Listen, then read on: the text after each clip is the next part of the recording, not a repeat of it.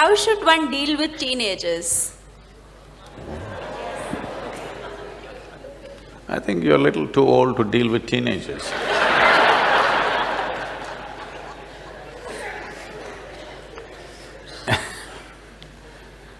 See,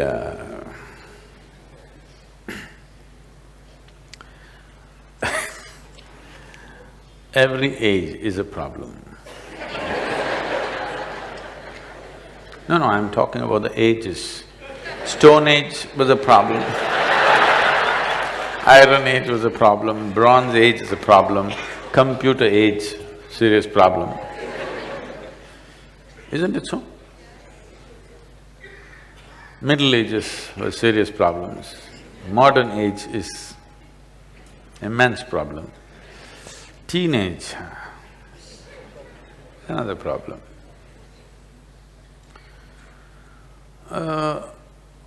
I hope you had a normal birth and… You were born normally? So if you were born normally, you were born like this and slowly grew up and somebody counted your age and you also passed through 13, 14, 15, which you are referring to as teen. This is just a certain developmental stage, like an infancy, like childhood, like adolescence, adulthood, old age, middle age, whatever. These are all different. We're trying to segment it, but essentially this is a physical journey of a body. Tell me one phase of your life which is not really a problem. Some are suffering infancy problems, some are suffering toddler problems, some are suffering childhood problems, some are suffering teenage problems, some are going through middle age problems, some are going through old age problems, some have transcended all problems. Yes? If you look at it in this context, every phase of life is a problem, then death is the only solution. If you look at every aspect of life as a problem, what is the solution? Death is the only solution. Now, the moment you identify every phase of life as a problem, unconsciously you start seeking death. Please know this, for yourself and those around you. You do not know this, but you're creating an ecosystem in your mind where the solution is to be free from all this. You came here to experience life. Instead of calling these different facets of life, you're calling it different problems that you have. If you die, you will have funeral problems. Because it's not easy to have a funeral in Mumbai city. No more dignified funeral, isn't it? Yes? There is no 4 people carrying you, your whole family and friends walking behind you with a drum. No more like that, boom, pee, pee, pee, stuck in the traffic. Even dead, you're stuck in the traffic.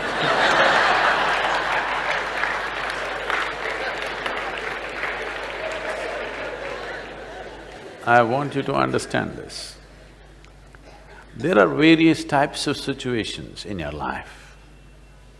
They're just situations. Some you know how to handle, some you're yet to know how to handle. Whatever you do not know how to handle, you call it a problem. The moment you call something a problem, the moment you identify a situation, it's a simple situation, because you have not equipped yourself to handle the situation. You call it a problem. The moment you call it a problem, unpleasantness is a natural consequence of that. Your children are growing up, it should be a joyful moment. Yes? They become teenagers means they're growing rapidly. Yes? Or in other words, unfortunately, they're beginning to become like you. And you're distressed because you can see they're becoming like you, I can understand.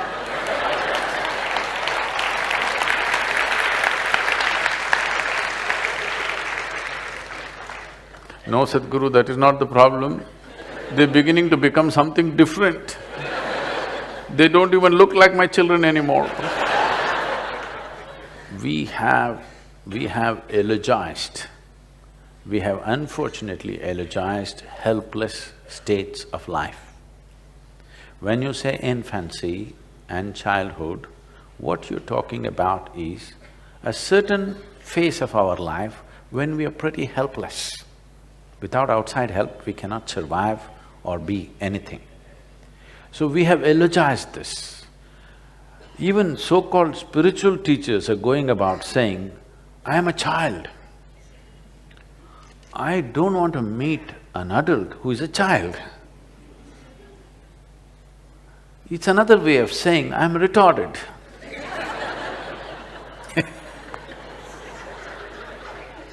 If you are stuck for your life in a 6-year-old's body, you are called dwarfed, isn't it? I'm using bad words, I know, it's not politically correct words. Okay, you are height impaired. Vertical impairment has happened to you. If you are stuck in a 6-year-old's mind, you are mentally retarded. No, you are what? Huh?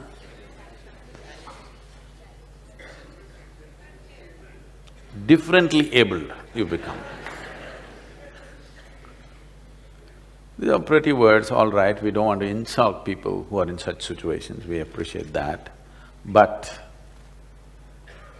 if you are eulogizing that state of a helpless phase in our lives, which is childhood, where without somebody else's support we cannot exist. If you eulogize that, you will remain that way forever, and that's what has happened. I cannot live without you. Do not understand this as some kind of a love affair. It is just like saying, I cannot walk without a crutch. I'm fine the way I am, but still, I'm willing to include you and involve my life with you. This is of great value. I cannot live without you is not of any great value.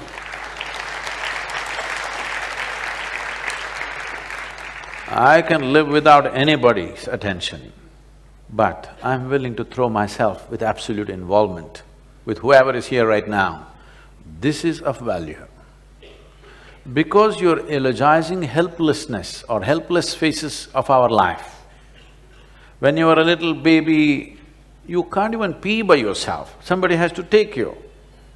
I'm saying, I'm like a child means then I'm looking where are the diapers, please let's give him one, you know. Now what's happening with the so-called teenage is you got used to your child as a helpless creature. Now he is finding his own feet, you don't like it. You want to condense him into boo, boo, boo, my boo, boo. What you need is a toy or a doll to play with, or maybe a dog. A couple was struggling, not able to make a decision whether to have children or not. The debate between the husband and wife was, the husband wants to have children, the wife says, it's not necessary, we can get a dog instead. Because they couldn't settle it, they went to a marriage counselor. So they said, we are not able to make up our mind whether to have children or to get a dog. What should we do? So marriage counselor said, this is very simple, you want to ruin your carpets or your life, you must decide.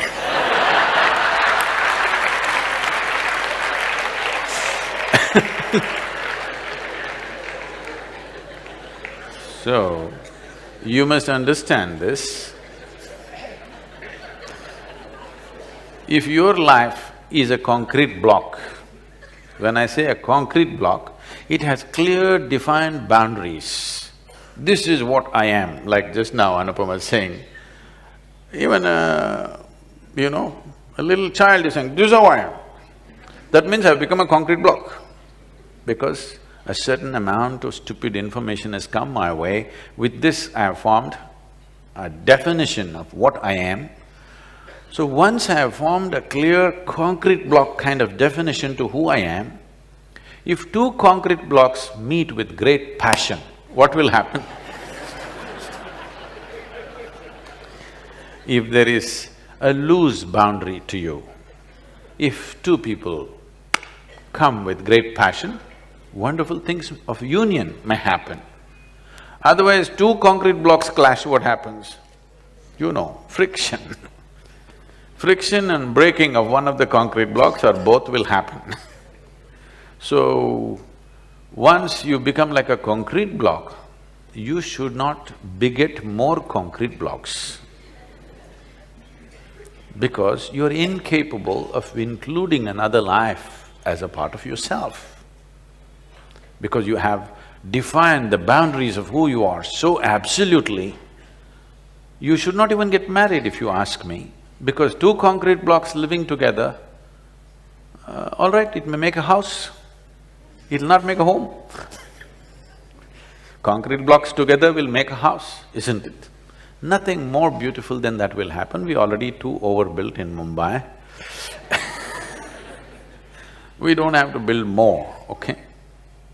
So children when they come, when they're helpless and for everything they look up to you, you think your children are magical because they're helpless.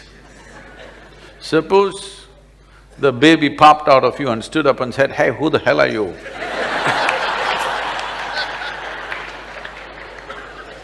You won't like this baby. But he takes 14, 15 years to ask that question.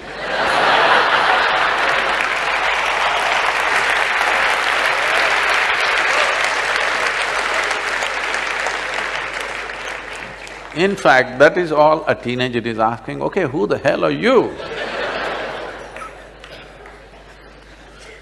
So, if you want to be somebody to that new fresh life which has come, you must not have defined boundaries of who you are. Like when the child was infant, when it crawled, you crawled with him. Now your teenager wants to swing, you must be able to swing with him. No, you still wants to crawl with him. He's not interested. He's beginning to ask. Parents are looking ridiculous in the eyes of adolescents. Yes or no? Didn't your parents look ridiculous in your eyes? Unless you were old by the time you were 12. If you were young and energetic, your parents look ridiculous because they think still you need to be crawled around and choo-choo-choo, moo-moo-moo, poo-poo-poo to you. Every day life is changing within you because you're growing rapidly and the fools around you not able to grasp that, whoever they are. Usually, grandparents become little more endearing than parents because they have little faraway look, you know. A little faraway look because teenage means you're slowly getting poisoned by your hormones.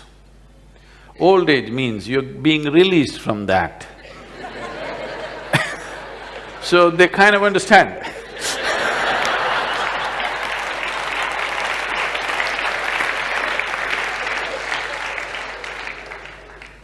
So those of you who are in middle age have no clue where the hell you are.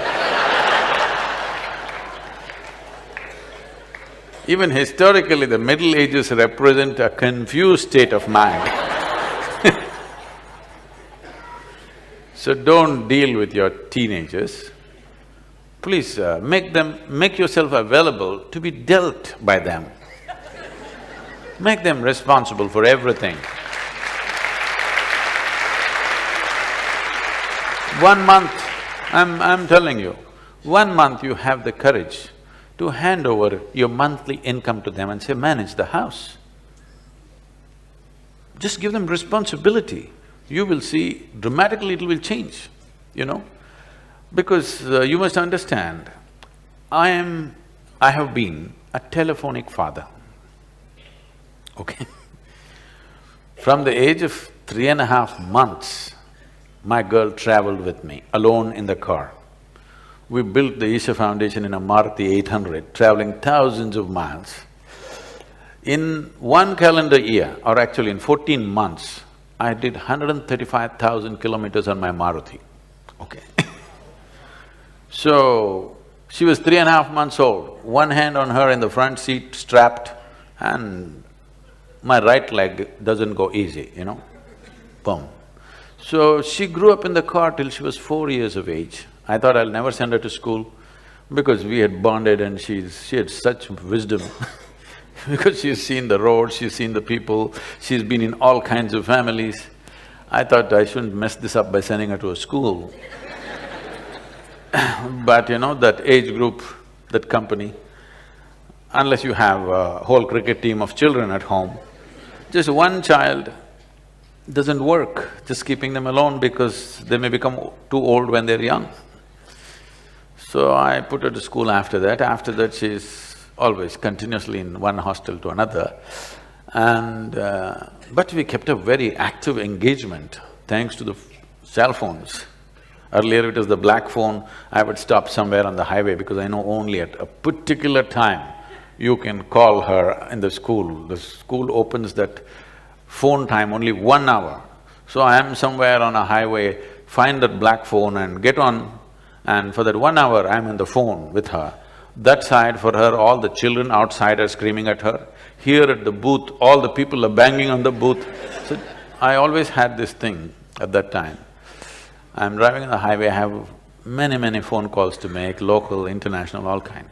First I would get down and go to that phone booth guy and give him 5,000 rupees. He'll be surprised, just hold it. Deposit. And I get into the phone booth and now I am a valued customer. The other people come and they want to make the call within 3 minutes. And they're all standing in a queue and making faces at me and just gesticulating, but that guy says, no, don't disturb him. Because straight 5,000 rupees, I'm making international calls, all calls, because there was no cell phones at that time. So I find this time and speak, and after that she went to college and then everything, whatever she's been pursuing, always on phone, and we've kept a very active engagement, and we've never really stayed home. If she comes for vacation, next day we'll be traveling somewhere, but never really at home. But a very active relationship I kept with her, largely on the phone thanks to all the telephone waves that are going on. So, it was such an active engagement. Why I'm saying this is, and whenever I saw there's a certain intelligence in every child, I'm not trying to project this is a special child, no, she's just normal, brought up in a special way, for sure. So the thing is just this, if she comes home or if she's with me, I leave all my important decisions in her hands. She's only 5, 6. People's problems, foundation issues, administration, I just put it to her. She comes up with her own wacky solutions. But 5 out of 10 times, she would come out with something brilliant. This is not… I want you to understand, I'm not projecting this is a special child. It is just that most people never give that opportunity to a child's intelligence because they want to do boo boo boo boo, do with the child. I never bought toys for her. If she wanted to play, I took her out for a walk in the jungle, I put her up on a tree, she learned to climb trees and do things and stuff. Never bought her toys, ever. Here and there somebody gifted, but she never was interested in them because there were more exciting things. I caught snakes for her, I caught garden lizards for her, more exciting things, live things to play with.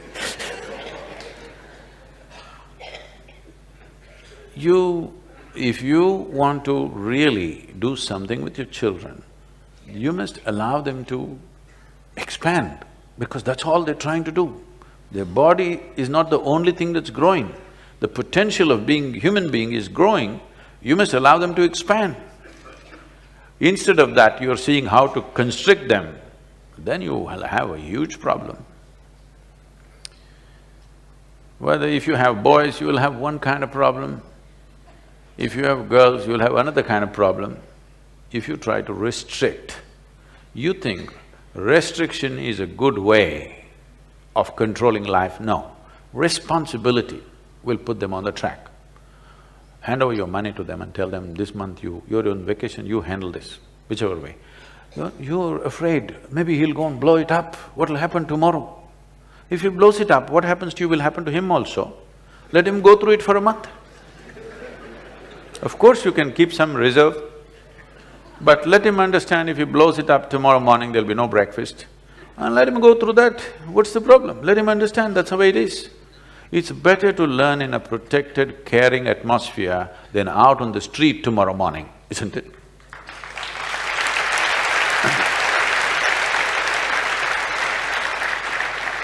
And above all, drop this damn thing that your child belongs to you.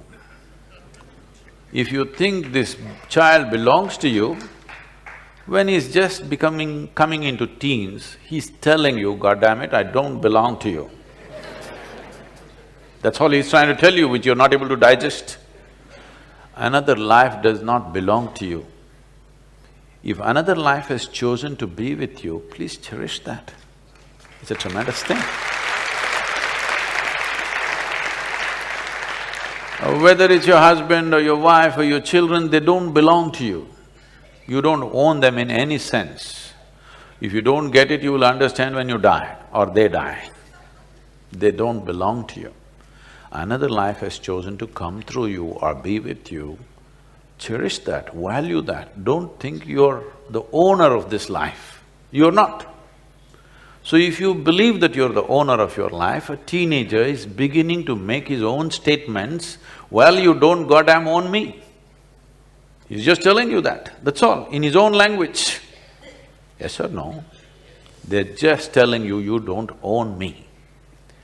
But do they as another human being, you think they don't want to be included? They definitely want to be included. So, teenage means there are many things, because one thing is, your intelligence is being hijacked by your hormones. So certain things are happening. Suddenly the world doesn't look the same. Some scrawny little girl in your neighborhood who you had nothing to do with, suddenly there are little bumps on her body and your chemistry is poisoned. You look at her, suddenly it's a new world. The whole world is looking different. What was just people are suddenly becoming male and female. It's not a small change, you know. What were just people are suddenly becoming something else and something else. Suddenly you're interested in only half the humanity. It's a huge change. You will see boys don't even look at their mothers directly because they still can't take their eyes off the body parts. You must understand this, that it is new and he's like trying to come to terms with it. If you were a good friend, if they had problems, if they had struggles, they would talk to you. Because most parents are lousy friends, they make other friends and those friends give their own wacky advice because they're also in the same state. It is best if your child has a problem, they come to you, isn't it? Yes? But they will not come to you if you are a boss. They will not come to you if you have ownership over that life. They will not come to you if you are that horrible father or mother. They will come to you if you are a good friend. Because when they have problems, it is natural for them to seek a friend. So make sure from an early age that you are their best friend. Till they reach 18, 20, you are their best friend. Make it that way. And this you have to earn, this will not drop because you delivered them. Because you delivered them, you get the title of mother and father. You will not get the title of a friend. This has to be earned and everyday responsible behavior from you.